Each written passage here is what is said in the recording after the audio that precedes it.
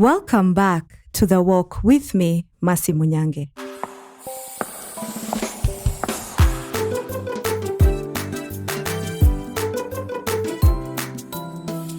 Recently, while having a conversation with some colleagues, our leader asked us, "Who is your worst boss and why?" Well, this discussion took me down memory lane to over 12 years ago. I was still a junior staff and it was quite clear to me who and why. Well, let me let you in on not quite the who, but the why I classified them as a bad boss. See, in my career, I have had the privilege of reporting to several managers in my quest to grow, and this has exposed me to all sorts of leadership styles, attitudes, and personalities. Whereas I have had to navigate through my work to ensure that without any distraction, I was where I needed to be at any given time as it pertains my career goals. The truth of the matter is there is no definition for a bad boss because it's a feeling really, a state of mind where you worked with certain individuals you either liked or disliked, either their leadership style, communication style, influence they had in your career.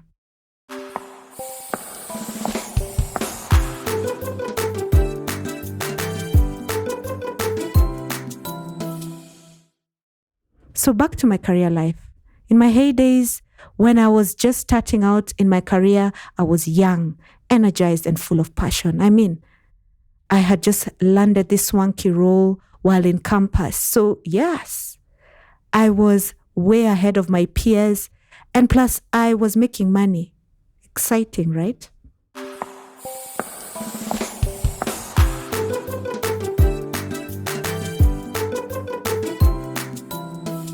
I really didn't know much about a good or a bad boss. All I knew was I had a contract with terms of engagement. I followed the rules and the rules given. If I had a question, I would ask and ensure every end month I get paid. Simple. It was often simple until I soon began to experience certain elements which I didn't like regarding my line manager. So what are some of these experiences that I experienced that appertains a bad boss? Well, there was the boss's expectation versus my expectation. It is simple to imagine that when you sit and agree on ways of working, you define KPIs and communication channels, that it was gonna be as simple as that.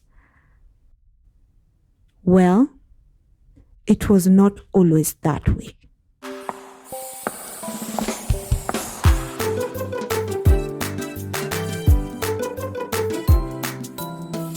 In the beginning, as I began my career journey, I got a job while in campus.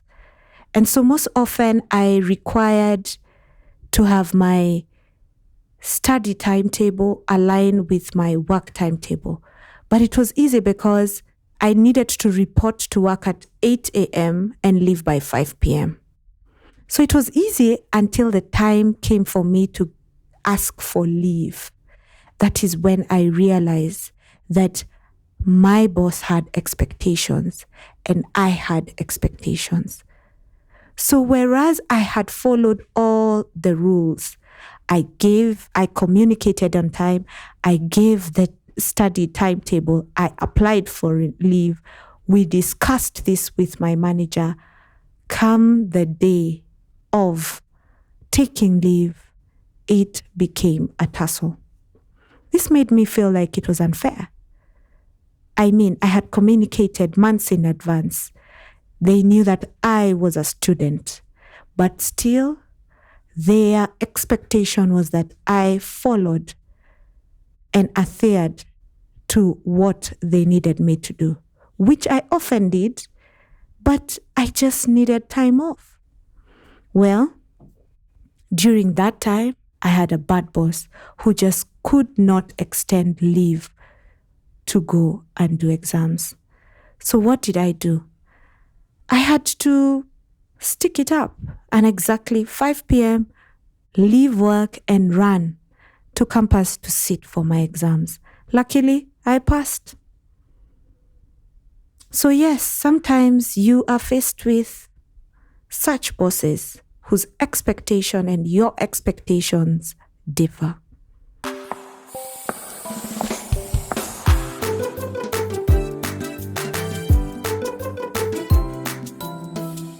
So in my career journey, I have also experienced because I am the boss kind of boss. As I've worked, I have been bullied. Why? Because I am outspoken. I speak my mind, I ask questions, of course respectfully. But most often than not, you meet leaders who do not appreciate this. And so they become the source of your frustration. And I met such a boss in my career journey. I was harassed because of my boldness and openness in approach to life and to things. Simply because he was the boss and because he could. Well, I quickly learned that life was not a competition, and so chose to keep quiet even if I was right, and began seeking for other roles internally.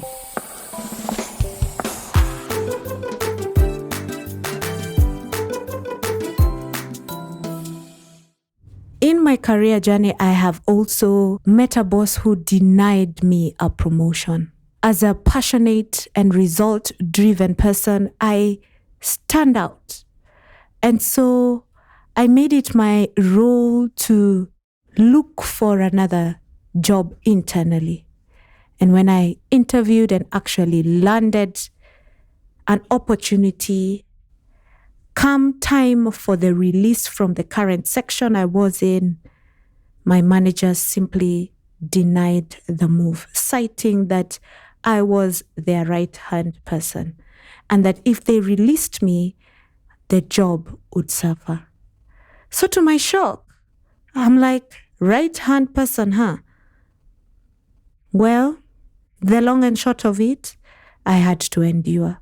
I had to sit back and forgo the promotion as I did my role until the right time to get the role arose.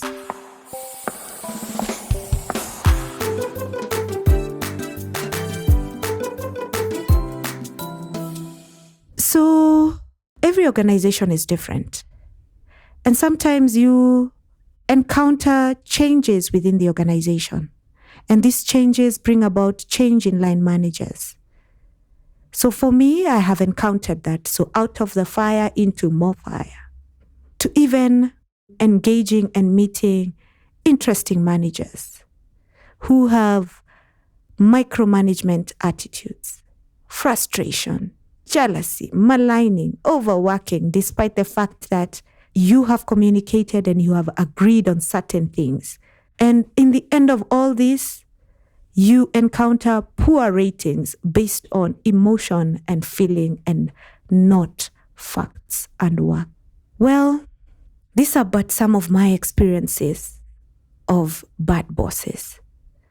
But today, in hindsight, I can say that what was intended for evil is turned around for my good. It taught me what not to do to anyone I managed, as well as brought out the best of me in terms of my performance and excellence at the workplace.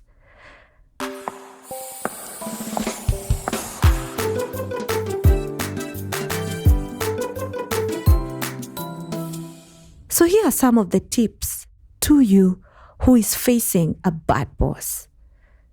1, communication is key. Clarity is important. If you must, document all your conversations.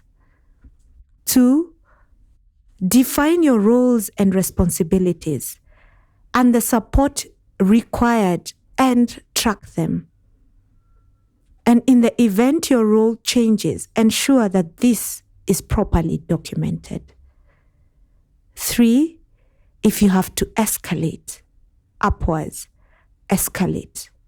Do not let someone be a god unto self. Your help can come from unlikely sources.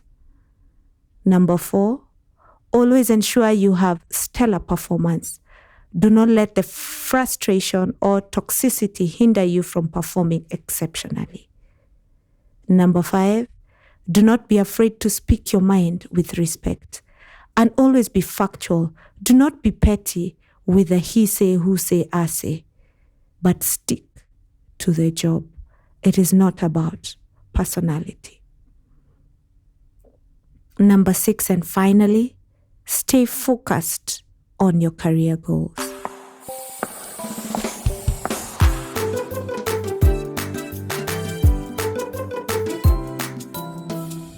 We all walk through such bad managers in life. They are to help us grow and bring out the best in us if only we have a positive attitude.